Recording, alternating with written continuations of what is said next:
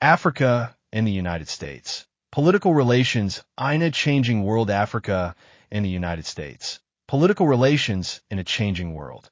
Intro. Good evening, ladies and gentlemen. Tonight, we take you on a journey through one of the most dynamic, complex, and evolving political landscapes of our time. The relationship between the continent of Africa and the United States of America, from the shadows of colonialism and the Cold War to the present-day challenges of economic competition, security, and climate change. The politics of Africa and its ties with the United States have shaped global diplomacy in profound ways.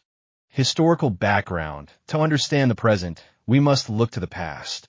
During the Cold War, Africa was a central battleground of influence between the United States and the Soviet Union.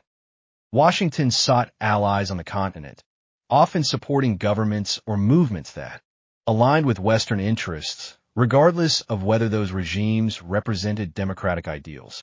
At the same time, Africa's own struggle for independence, with waves of anti-colonial movements sweeping across the continent, made the region a testing ground for superpower influence.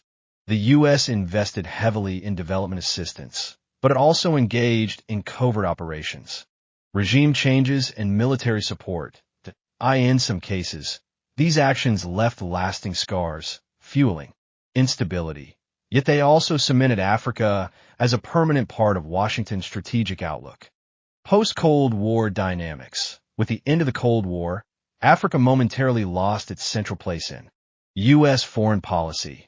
The 1990s saw Washington's attention shift elsewhere, toward the Middle East and the rise of globalization.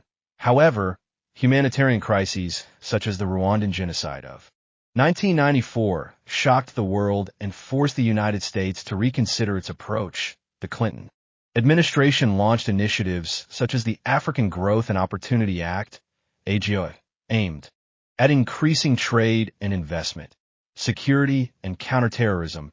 After the September 11th attacks in 2001, Africa once again became vital to U.S. strategic interests. Terrorist groups like Al-Qaeda in the Islamic Maghreb, Al-Shabaab in Somalia, and Boko Haram in Nigeria placed the continent at the center of Washington's counterterrorism agenda. The creation of the U.S. Africa Command, AFRICOM, in 2007 symbolized the militarization of U.S. engagement, as thousands of American troops were stationed across the continent to train local forces and monitor extremist activity. China's rising influence, but security is only one side of the equation. Today, the greatest challenge to U.S. influence in Africa is not Russia or terrorism alone, but China.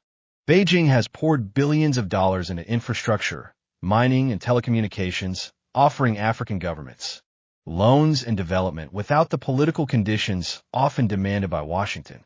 This has sparked a new kind of rivalry, a competition for hearts, minds,